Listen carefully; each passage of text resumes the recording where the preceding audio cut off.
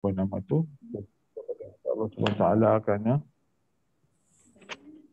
kita telah pun dapat apa nama tu izin ke Allah SWT untuk menjayakan majlis seperti biasa rutin lah. Jadi kita mulakan majlis tazkirah selepas majlis tawajuh kan. Auzubillahi minasyaitonir rajim. Bismillahirrahmanirrahim.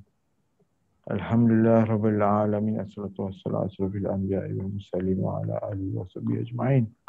Bismillahirrahmanirrahim. Rabbi shrah li sadri wa yassir li amri wa hlul 'uqdatam min lisani yafqahu qawli. Rabbi shrah li sadri wa yassir li amri wa hlul 'uqdatam min lisani yafqahu qawli. Allahumma aftah lana hikmataka wa anshur alana min huda inni rahmatika ya arhamar rahimin. Wa sallallahu ala sayyidina Muhammad wa ala alihi washabihi wasallam. Alhamdulillah. Amma ba'du. Baik, jadi sebagaimana yang telah kita lalui dalam hidup inilah beserta dengan amalan yang kita ambil kan. Yang mana ada ilmu, ada amal kan. Kita faham itu adalah jalan ataupun uslub untuk kita melalui hidup ni lah sebagai orang beriman. Ada ilmu, ada amal. Tak ada ilmu ataupun ada ilmu sahaja tak ada amal tak jadi. Ada amal sahaja tak ada ilmu tak jadi. Itu pesanan guru mursyid teman. Dia tak nak cukup, tak nak kita mencerai tanggalkan antara ilmu dan amal. Ilmu itu imam, amal itu makmum kan. Kalau kita tengok apa ilmu itu imam, imam seorang ya.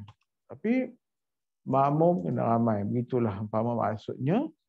Biar kita ilmu kita dah ada tu menjadikan amalan kita bercambah. Maknanya amalan kita itu memberi manfaat yang kuat kan. Jangan kita sekadar ilmu saja. Umpama imam lah tu kata-kata seorang tak jadi juga kan. Ada amal saja ilmu imam tak ada pun tak jadi juga. Dia jadi macam tu, begitu keadaan dia. Jadi banyak persoalan dalam jemaah-jemaah sufi, jemaah tarikat, jemaah aribillah. Ada yang mencerai tanggalkan dengan ilmu dan amal. Kita tak nak begitulah. Kan? Kita tak nak begitu. Kita tak nak jadi orang yang jumut. Kan? Ada yang jumut. Dia jumut dengan ilmu dia pun ada. Dia jumut dengan amalan dia pun ada. Jadi dalam keadaan begini, kita mengikut panduan guru teman, teman dididik lah. Panduan tu bukan sekadar verbal, bukan sekadar lisan. Guru teman dia bukan cerita lisan. Dia sekadar lisan tetapi dia praktik. Perbuatan dia, akhlak dia, kelakuan. Jadi di situ teman perhati. Cara dia mengolah bermuamalat dengan anak murid, bermuamalat dengan orang kampung, kan, bermuamalat dengan masyarakat setempat kan. Jadi akhlak itu teman dapat pendidikan.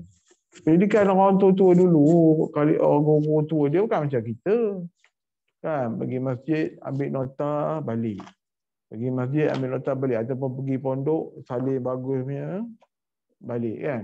Jadi kita tak nak sekadar begitu lah, biar syumul lah. Baik ilmu apa pun lah, berpondok ke ilmu Mesir ke ilmu Universiti Azhar pun balik biar jadi yang berguna pada masyarakat kan. Yang jadi perosak agama lah. Kadang-kadang kita tengok banyak kan, walaupun dia dah bergelar ustaz, jadi perosak agama pula. Memecah masyarakat pula. Banyak kita tak nak sebutlah nama golongan apa kan. Jadi kita ambil, teman cukup jagalah, teman pelihara. Kalau tuan-tuan tengok teman dah agak menyongsang, dah nak tibai orang ke, selalu atau ceramah atau tazkirah sebut nama, kutuk maki, tegur teman kan. Teman cukup takut macam tu. Kan, kita rasa dah ego naik, teman cukup takut kadang-kadang. Teman cukup duduk dalam keadaan walaupun di tauliah khalifah, teman cukup takut kalau andai kata teman tersasar kan. Jadi kita risau. Teman pun syukurlah teman-teman duduk dalam jemaah begini JKA kan. Ada sahabat-sahabat yang saling orang tu. Kita berinteraksi dengan cara positif kan. Tak mau kita kata memihak sana, memihak sini. Kadang-kadang iyalah, risau kan. Kadang-kadang kita berpihak, ta'asub pula. Kacau lah. Kan? Jadi alhamdulillah lah. Mohon Allah pelihara kita ni, cukup jaga kita lah, pelihara kita dari ghaflah, dari jumud, dari hulu, terlalu lalai kan. Kita tak mahu macam tu. Okay, jadi sebagaimana ni kita sentuh sedikit lah sebagai orang kita kira ingat mengingati kan pesan-pesan. Jadi kita lihat kepada matan Syekh Matan Al-Hikam Syekh Ibn Athaillah dalam kitab ini dalam ayat matan 26 lah. Ihalahatukal mala ala wujudil firaghi min ru'unatin nafsi. Maksudnya lebih kurang di sini menunda amal perbuatan, yakni amal kebaikan dalam perkara ibadah kerana menantikan kesempatan yang lebih baik, maka itu adalah satu tanda kebodohan yang mempengaruhi jiwa. Jadi kita perasan tak, kadang-kadang kita nak menunda amal perbuatan baik kita ni, nantilah dulu, nantilah tunggulah aku clear ni dah. Nak buat dah ni, macam kita lah nak beramal ni kan. Tuan-tuan sendiri alamin nak datang tawajuh ni bukan jauh kan, bukan senang. Bukan sikit punya jauh kan. Jadi nanti dululah clear aku, nantilah. Beginilah maknanya cara salah satunya tasawuf ni dia terus terang, dia tak ada plastik. Tu dia cakap terus. Dia tak ada macam berlapik-lapik. Tu guru Temam punya khabar beritahu. Tu pasal tasawuf ni tak laris. Dia selalu cakap perkataan tasawuf ni tak laris. Orang tak berkenan. Orang berkenan ilmu-ilmu yang ceramah hadis, ceramah ini. Itu satu sudut lah kan. Jadi dalam tasawuf ni dia terus terang sifat manusia ni. Dia kata maka itu adalah tanda menunda-nunda amal perbuatan baik kerana menantikan kesempatan yang lebih baik, maka itu adalah satu tanda kebodohan yang meresap ke dalam yang mempengaruhi jiwa. Jadi satu tanda kebodohan. Tunggulah dulu aku ni, aku ajak. Tunggulah. Itu tanda kebodohan. Pasal apa? Masa tu yang kita datang itu adalah satu modal daripada Allah Ta'ala. Sayyidina Umar menyebut bahawa umur seorang itu adalah modal kepada seorang mukmin. Jadi kalau kita biar masa itu datang modal, terbuang macam tu, maka lama-lama tiada keuntungan. Modal dah dapat, tak nak kita pergunakan modal tu.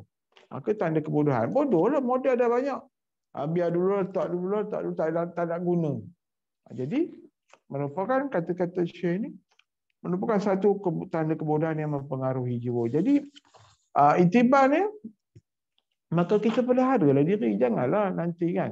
Tengok Allah dah tahan peluang rezeki modal tu tadi. Dengan PKP ni tak dapat nak jumpa, tak dapat nak bertemu, tak dapat nak ni kan.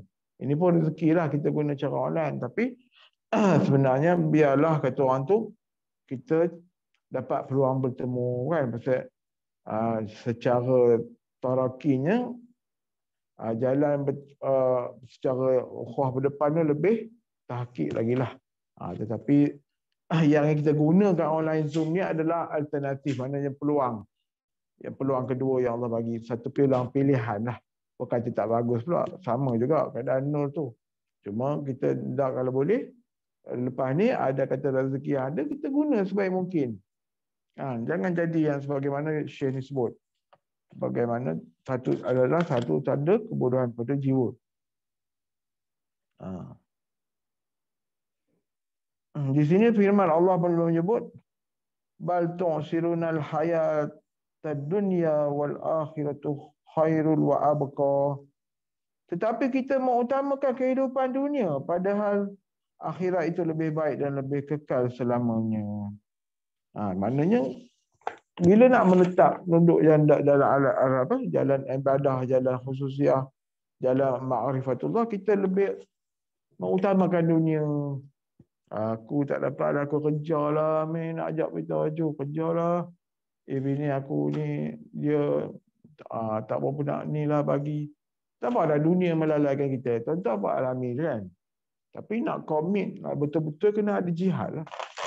Kita duk cerita Palestin, duk cerita Syria, kan? Jihad-jihad. Sanggup nak konon nak senjata. Tapi jihad yang ni, jihad diri kedirian. Malah nak kita nak perli dalam sangat kan. Tak granit sangat. Tapi itulah hakikatnya. Kita tang dunia macam ni tak dapat nak settle kan. Bahkan kamu Allah perli ni dalam surah ni. Allah perli kan. Tetapi kamu mengutamakan kehidupan dunia. Padahal akhirat itu lebih baik dan lebih kekal selamanya. Maka apabila kita mengambil jalan keridhaan Allah, maka jalan kepada akhirat, maka kekal selamanya. Maknanya apa yang kita buat ni dalam bentuk jazam ilmu, jalan ma'rifatullah ni sebenarnya kekal. Jangan tuan-tuan anggap ma'rifatullah ni jalan zauqiyah, jalan arabilah ni hanya di dunia. Tuan-tuan rasa satu ketenangan, satu kelapangan al-basit. Kelapangan dalam dada tuan-tuan sebenarnya adalah iktibar kepada kelapangan alam kubur besok. Tuan-tuan anak kabur ni, nak habaq mai. Tuan-tuan rasa lapang, tenang jiwa besok. Waktu macam itulah besok dalam barzah kita akan terima keuntungan maknawiyah ni. Jangan ingat zikir ni tenang, apa semua ibadah tenang, solat khusyuk tu tak memberi bekas waktu berpindah besok. Dia akan memberi bekas. Sama juga, ini saya baca dalam satu kitab, sama juga kemelut yang ada dalam dada tuan-tuan. Tengok orang lebih sikit sakit dada, tengok orang apa nama tu ada duit, apa nama tu gaji banyak, apa dia duit sikit, dia rasa sakit dada. Tengok perniagaan orang mantap, dia perniagaan sikit, dia sakit jiwa. Yang kesakitan mazmumah yang dalam dada tu bersarang tuan-tuan akan berubah. Masuk dalam bazar, maka dia bertukar menjadi kalajengking, bertukar menjadi ular-ular, bertukar menjadi binatang berbisa besok yang akan menyebabkan kesempitan kita di alam kubur, alam barzakh, yang mana disebut sijin. Kalau kita rajin tengok, sijin itu penjara lokap lah. Maka dia akan sempit. Dalam dunia lagi sempit macam mana tuan-tuan nak selesai besok nak akhirat? Asal cerita lah api neraka, jurang neraka. Duduk cerita tentang binatang berbisa cukup dah, cukup terseksa dah. Apatah lagi orang sombong tak nak solat apa. Nauzubillah min zalik lah. Dikatakan ular berkepala 7 lah setiap bisanya, mempunyai 700 taring bisa berbagai-bagai lah dalam pencerahan hadis kan. Mana menunjukkan keseksaan, kesempitan, azab apabila orang yang memalingkan diri kita daripada Allah Subhanahu Wa Taala. Jadi kalau begitu kita tengok dari segi logikal, akal, manusia yang berpaling hati kepada Allah akan menerima azab seksa. Apatah bagaimana nikmat orang yang memalingkan wajah dia kepada hadirat Allah dalam tawajuh ni, dalam zikrullah ni, dalam solat dia, yang bersungguh-sungguh nak kepada Allah. Terdah tentulah nikmat berganda kan. Bayangkan kalau dah memalingkan wajah sombong, memalingkan wajah dengan sombong daripada Allah Subhanahu Wa Taala, apabila didapat seksa begitu banyak azab, apatah lagi orang memalingkan hati kepada wajah Allah dengan keikhlasan, dengan kesungguhan, dengan lama-lama tu dengan kesukaan hati dia, mahabbahnya kan, zauqiyah dia kan. Tengok Allah datangkan berbagai bentuk nikmat, makam hal hati dia. Kita pun berbincang sesama, sesat saya rasa begini-begini waktu zikir qalbi, kenapa waktu tahlil begini. Kita membicarakan tentang nak mendekatkan hati pada jiwa kita pada Allah Subhanahu Taala. Kita dah tak ada kisah dah. Cerita dunia tu Allah akan bantulah kita kalau anda kata tak ada rezeki pun.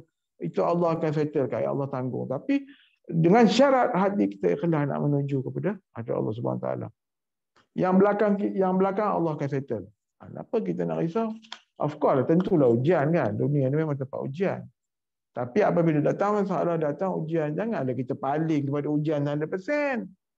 Ada masalah tu, Allah Ta'ala kita tinggalkan.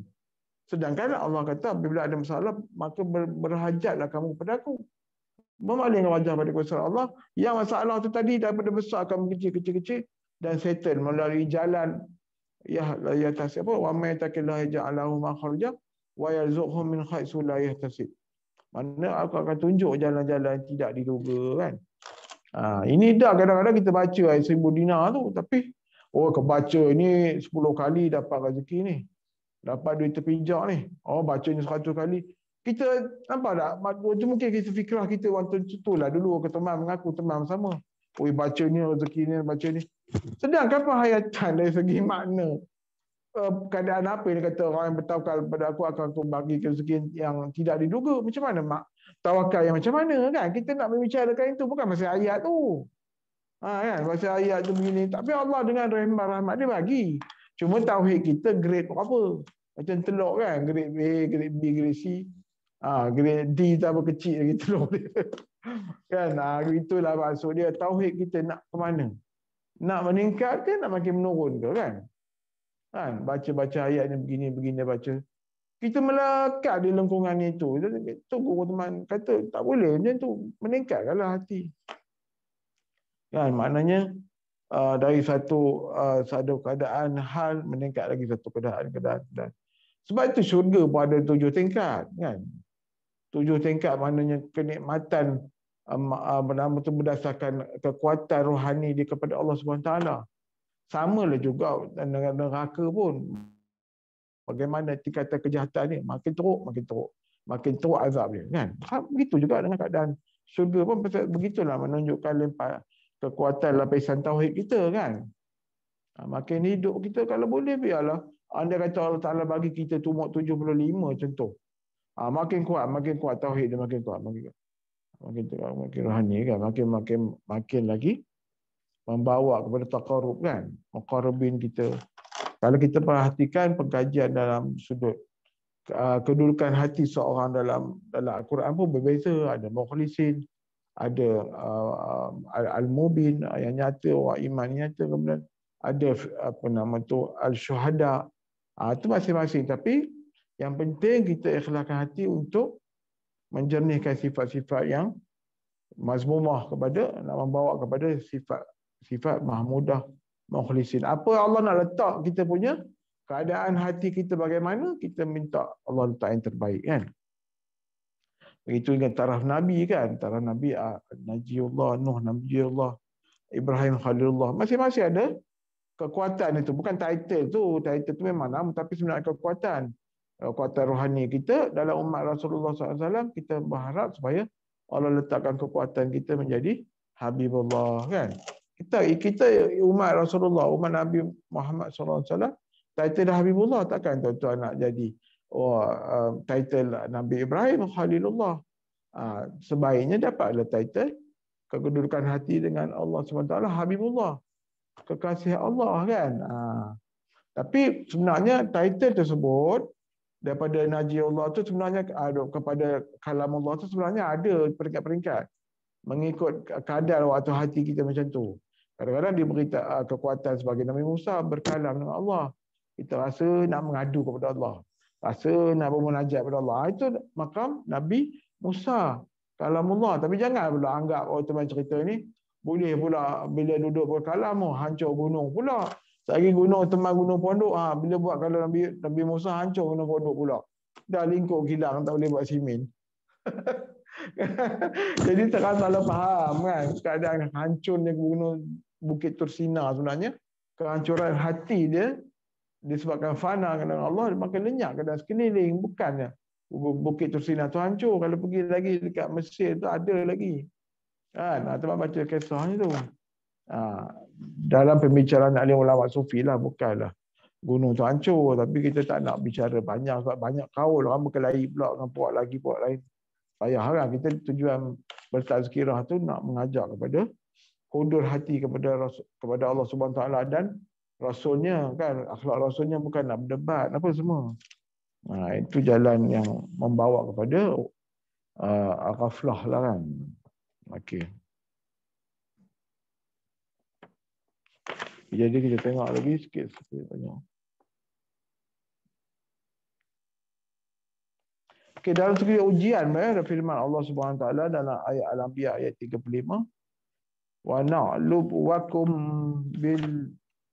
bisan wal khairil fitnatan wa alaina lurja'un. Ya mati dah.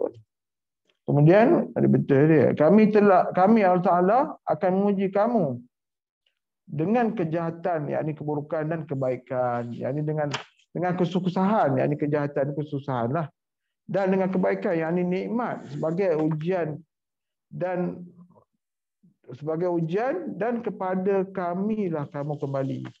Maka di sini kita melihat apabila kita menerima ujian, menerima ujian kesukaran, kesusahan, tambah zaman PKP ini macam-macam kan, masing-masing kita faham tengok keadaan sekeliling kan, ujian macam-macam, pekerjaan, harta, kewangan, dan ujian kebaikan yang ini nikmat. Nikmat pun Allah kata ujian juga.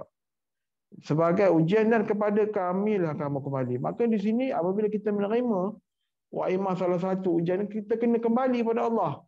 Jangan duduk atas tu. Ini macam teman kata lah, dalam keadaan masalah tadi.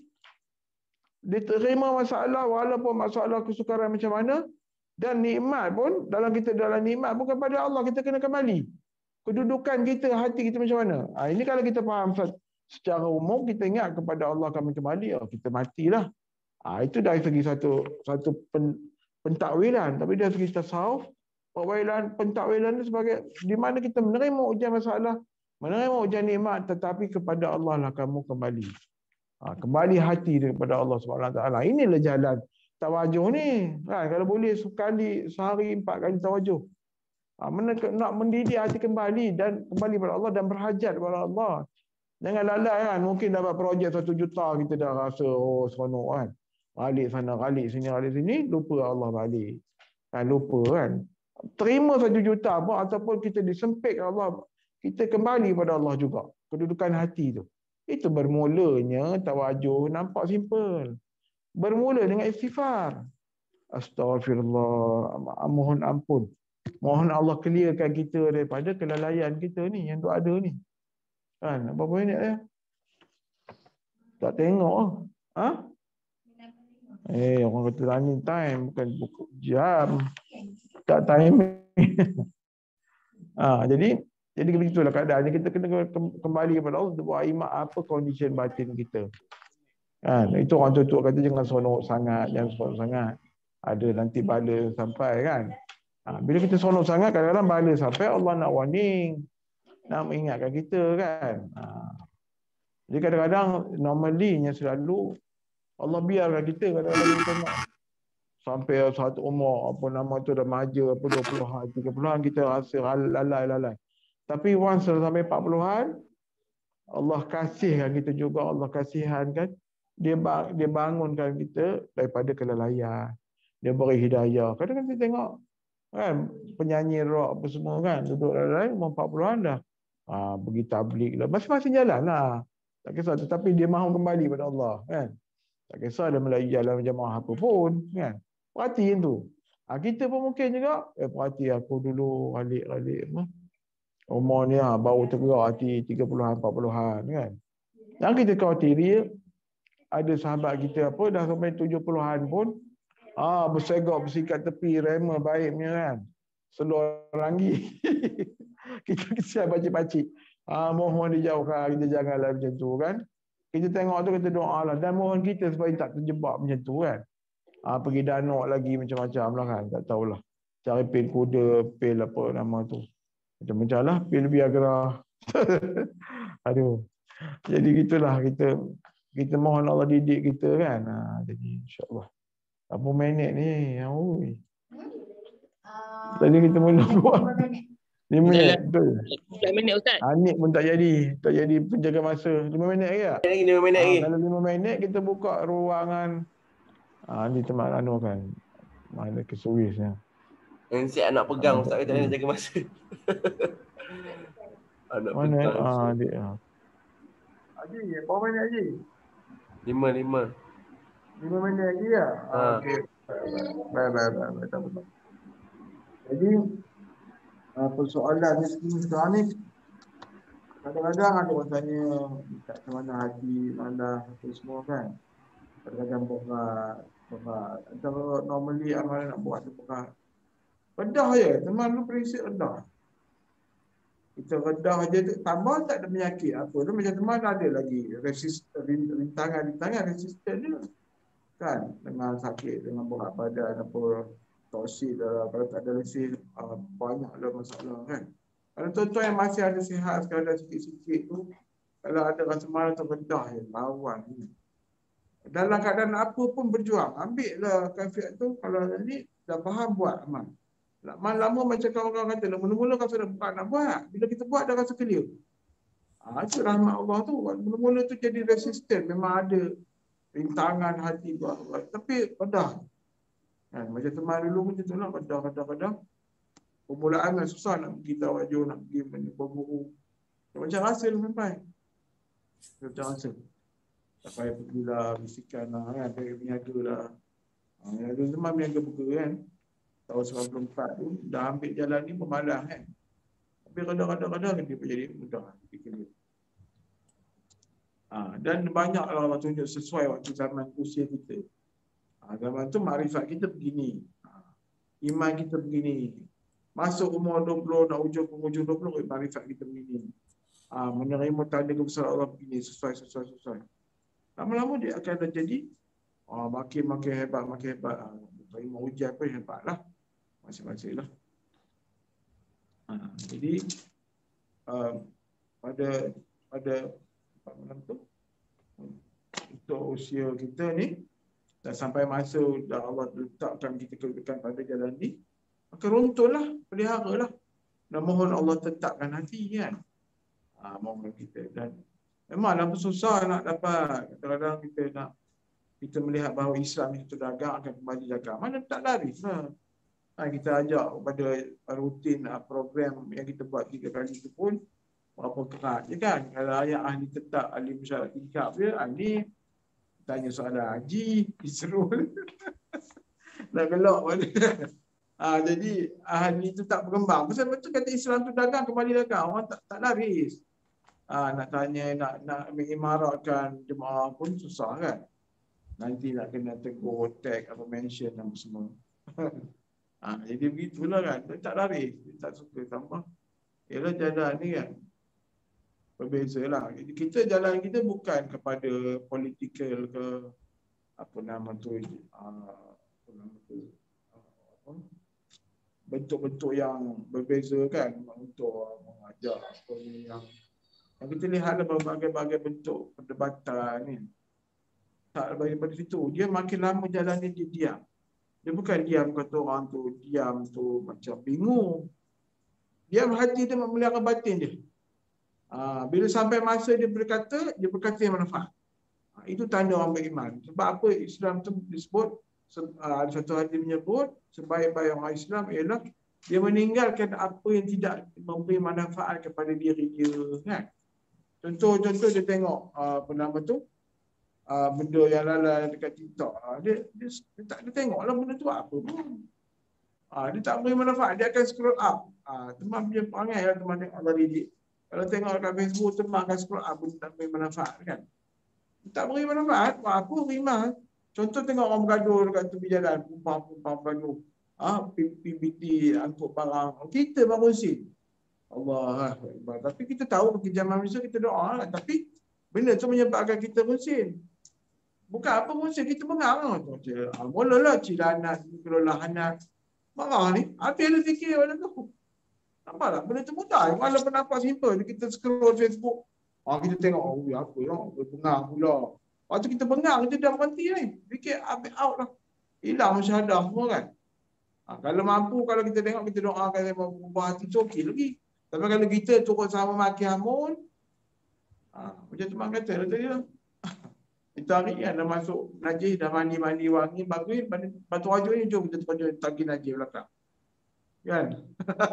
Apa? Jadi, ialah kita tu kata sebaik-baik orang Islam, ialah orang yang apa nama tu tidak mengambil perkara yang sia-sia atau tidak manfaat pada diri dia. Yang meninggalkan perkara yang sia-sia pada diri dia. Kita tu Nabi yang cakap, Rasulullah yang cakap. Jadi, kita tengok diri kita, adakah kita sapu semua randuk lah. Kalau apa kita randuk, masuklah kepada ni. Kita semua, kita tibai kan. Jadi, Kalau kita jadi orang yang beriman, sebagaimana Nabi kata, orang beriman itu, orang Islam yang sempurna itu, dia akan meninggalkan segala tidak memberi manfaat bagi diri dia. Kita telik diri kita sekarang, tak payah teman nak sama kita ni. Tuan-tuan telik, apa yang aku buat sekarang? Kan? Perhatikan. Itu sikit baru Nabi tegur lah hadis dia. Lagi lah ratus ribu juta hadis. Ratus ribu tahu apa. Hadis Nabi yang kita nak tak belum aman. Aman itu sikit-sikit. Nabi pesan sampai sebaik-baik orang yang istiqamah dengan amalan yang sedikit kan. Tengoklah sikit-sikit. Satu hadis kita beramal, kita tengok sikit. Besok lain. InsyaAllah kita perhati itu. Tapi selalunya lah Allah dorong akhlak kita sesuai dengan hadis Nabi pun. Walaupun kita tak pernah baca hadis Nabi. Kita pendiam, Al-Him tu akhlak Nabi. Dia akan diam, dia akan santun. Kalau bercakap yang perlu saja kan. Jadi dekat timing ni, tuan-tuan ada bertanya termasuk on speaker ni. Okay, insyaAllah Dr. Haji ada apa-apa soalan yang berkaitan dengan tajuk kita, insyaAllah. Cik Azmi, Pak Abang. Aku ada ke Tuan Yaakob? Jadi teman nak on speaker ni, jadi tuan tengoklah macam mana nak ada pertanyaan. Ada siapa nak tanya silakan ya sahabat-sahabat. Tuan Yaakob ada tak? Haji? Yin ada? Okay, tak ada. Cikgu Fazrul? Assalamualaikum Ustaz. Saya ada pertanyaan. Madi ada ke? Okey Ustaz, macam ni Ustaz. Bila hati kita rasa ignore dalam keadaan sekitar kita. Ada maksud apa yang berlaku dalam persekitaran kita rasa tak rasa apa. Rasa tak ada rasa yang sesuatu. Tak tahu Dia rasa macam tak tahu Rasa macam tak tahu ya. Kita buat apa. Ya. Faham. Jadi di situlah lain kita tak cantik ni. Di situlah terletaknya benih wukuf. Maknanya benih wukuf tadi dalam kita buat dalam riyadhah kita, dia dah ada benih. And then bila kita duduk dalam dunia luar, dia akan naik pohon, naik daun. Dan kita akan duduk di bawah redupan wukuf tu. Jelas Nampak? Faham? Benar? Kita akan duduk di bawah redupan wukuf tu sendiri, maka umpama pokok lah yang rimbun, terlindung daripada panas terik matahari. Nampak? Dengar lah, takut sound tak elok. Jadi di situlah maksud Cik Mahdi tu tadi. Bagus. Kita akan buat tak tahu. Bukan buat tak tahu sampai kata orang tu, yalah benda tak elok kita buat tak tahu pun tak boleh juga. Kita akan tegur. Tapi dari sudut mukaranah duniawi tu tadi. Kan benda yang macam samalah hadis sebut lah. Maksud kata tadi kan. Mana kita tak ada terima bahana mukaranah dunia tadi. Sebab apa? Benih wukuf tadi telah bercambah menjadi pohon ya rimbun. Jelas itu insya-Allah. Alhamdulillah. Bagus. Jadi memang kita akan rasa satu. Teman kadang-kadang teman naik motor ride. Kadang pun bersalah juga teman penyimpangan. Dalam kampung teman akan bila berride motor teman tak akan pandang kiri kanan. Teman tegak je kan. Jadi bila orang member angkat tangan, teman tak nampak dia berkata sombong. Astagfirullah, tepuk daya, pening kepala. Kita bila kita dah tumpu muka khabar kita. Tumpu dah fokus sikit kita. Ada member sebelah angkat tangan, duk senyum pun kita buat tak nampak kan. Kadang sial juga. Aduh. Jadi kan sekali segala kena duduk balik sikit lah. Jadi tu kisah ni kan. Jadi Cik Mahdi dengan soalan pertanyaan lagi lain-lain, ada sahabat lain? Lagi sahabat lain? Ya. Ada lagi tak? Cik Yaakob, Cik Zamri, ni lagi siapa lagi? Orang kata beriman. Cik Fazrul, Izzat, Cik Zakwan, Syafiq. Macam hari tu yang saya dam tu kan Ustaz? Cik Awi, lagi siapa? Benar? Cikgu cikgu. Ya Ustaz, saya. Yang saya ambil. Apa sila? Jadi bila saya laksanakan, ya. Dia seolah-olah dam ni agak membantu lah Ustaz. Sebab apa? Dikatakan dia memberi ruang kat saya untuk dekat dengan Allah dan saya macam tinggalkan dunia banyak. Macam saya tinggalkan perkara-perkara yang banyak yang bagi lalai saya kat dunia. Jadi bila saya rajin arah zakir kan, saya rasa banyak perubahan macam yang Ustaz kata Allah akan bagi kat kita.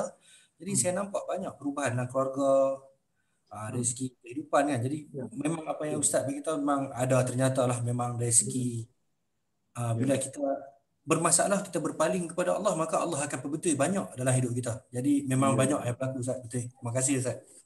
Ya, sama. Alhamdulillah. Jadi tuan-tuan, amalan ni kita bersyukurlah pasal apa? Macam tu makan je. Nanti bukan sekadar ilmu je. Dia dapat natijah. Dia akan merubah hal. Kita faham tak? Prinsip dalam tasawuf dia macam formula lah. Yang mana ahli ulama sufi dah menjelaskan dalam kitabnya. Hal berubah-ubah. Dan hal itu perubahan demi perubahan, dia akan generate maqam. Dia akan generate batin diri kita yang mana kita akan berdiri di atas maqam tu daripada dunia sampai ke akhirat besok. Saksi maqam itu adalah saksi bagi diri kita untuk kita kembali kepada Allah. Allah Ta'ala akan nilai kedudukan maqam yang dia beri sesuai pada hamba, pada kadar hamba dia. Waktu tu kita akan nampaklah. Besok alhamdulillah tuan-tuan, besok dia bukan cerita pasal nak minta mati pula.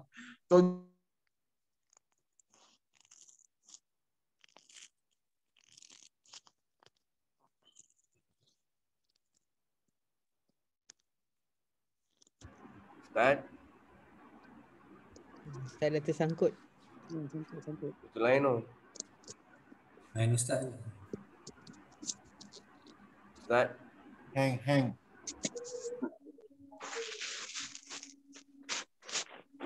Lain Ustaz sangkut. Ustaz sangkut. Tunggu kejap lah. Apa dapat dengan muka Ustaz senyum.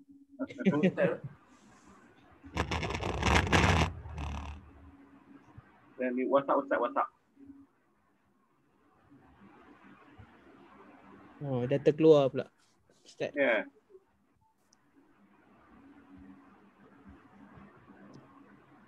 Ustaz dah end.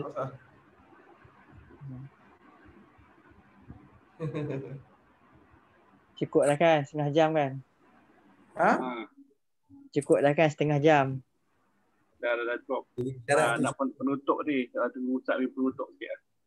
Tadi lain terputus. Betul. Itulah. Teman baru tengah bercakap dah terputus. Waktu tu lah kata orang tu teman sama sikit tadi berkenaan dengan bila kita kalau ada keluar rohani pada waktu mati ke hari kematian kita ada kembali kepada Allah besok, maka kedudukan hati kita tidak dapat disembunyikan. Apa tu makna kata tidak dapat disembunyikan? Waktu itulah kita kadang-kadang kita tengok saudara mara kita kan. Waktu kita kembali kepada Allah, dia senyum ke, dia terbeliak mata ke, dia terbeliak lidah ke, itulah makam hati kita. Itu maksud teman nak cerita tadi. Makam itu tidak dapat disembunyikan. Macam kita tengoklah kisah orang yang amat insan terpilih kan dekat Kelang tu kan. Orang gila kan. Tetapi makam waktu dia atas dunia, dia hanya beramal, dia membersihkan surau lah. Dia cuci, berus apa kan. Waktu kembali kepada Allah, Allah tunjuk makam dia. Makam hati dia sampai orang kata wangi. Itu makam batin kedudukan di sisi Allah lah, tak dapat disembunyikan.